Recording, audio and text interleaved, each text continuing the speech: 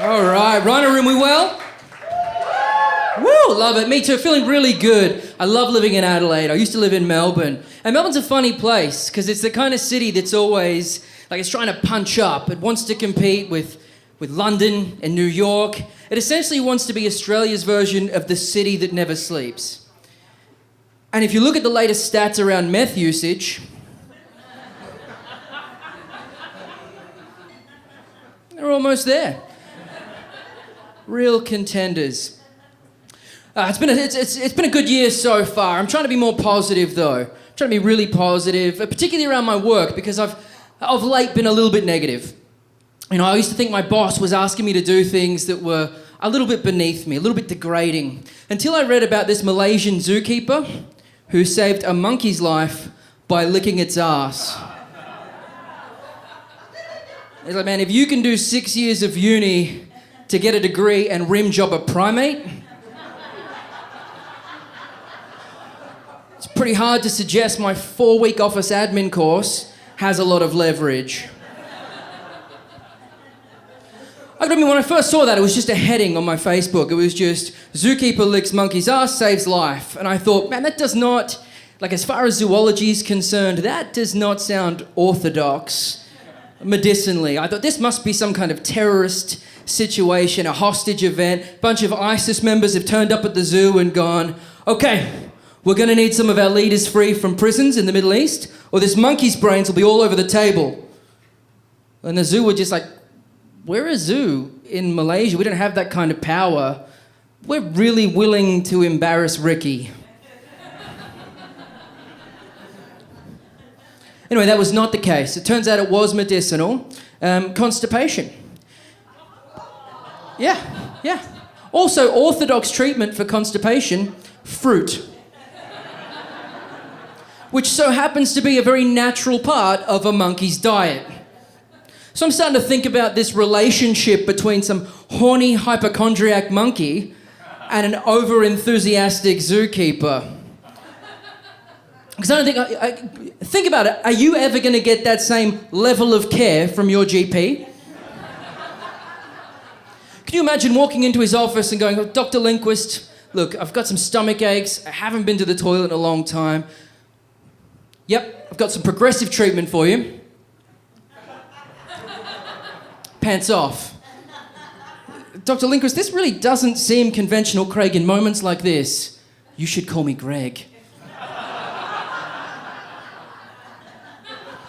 Strange times. I guess we all do silly things, though. Like, the first time my girlfriend and I had sex, she made this face.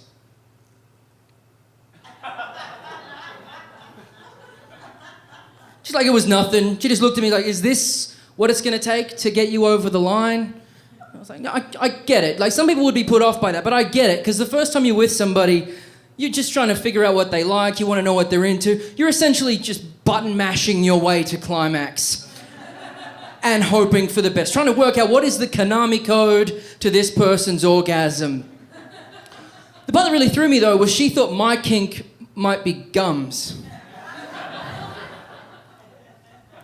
She's brilliant. My girlfriend, her name is Natalie.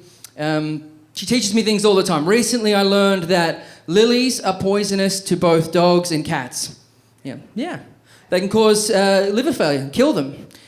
I learned that after I sent her flowers to work.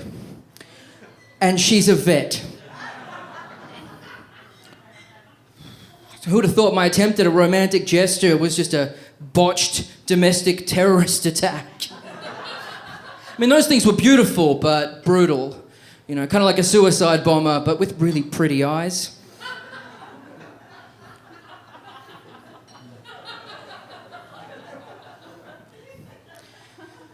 So she's here on a working visa, and one of the things about having a partner on a working visa is you start to get a lot of updates about what's happening in that space.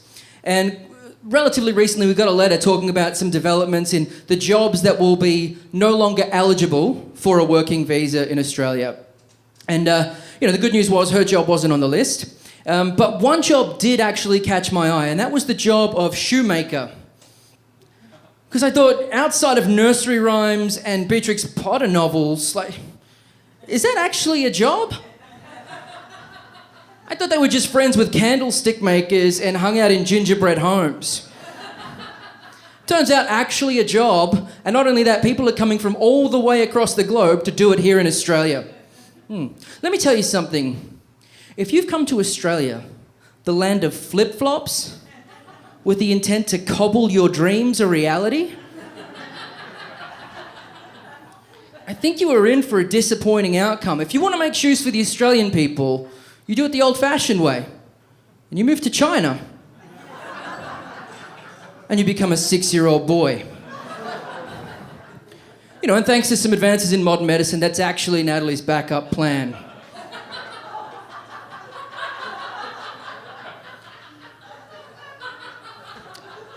I want to share with you just one more thing. You know, we recently combined our finances. So Nat and I combined our money together, and in the process of doing that, I learned that she's a World Vision sponsor, which is quite beautiful. You know, it's a relationship she started with a 4-year-old boy back when she was just 13 years old. She's 34 now. So that made me the step sponsor father to an African man. And I couldn't help but think, you know, when does that relationship come to fruition? When does the direct debit end? Or is it just a life expectancy thing, or is there a glitch in the process? So what I did was I decided to let World Vision know of a process that I thought would work well. And essentially it goes like this. The minute the education level of the sponsor child passes that of the sponsor, that's it. That's it. Direct debit over. You know, and not just for financial reasons, just I don't think that I have the emotional capacity to send a letter to CM Tanda in Uganda and have it come back with corrections on it. You know, like, sorry, Craig, whiskey is not one of the elements on the periodic table. There's 2 M's in immunisation, and I don't think there is such a thing as a Konami Code for vaginal pleasure. Thanks very much. I've been Craig Fridey. Let's welcome back Michael Bowley.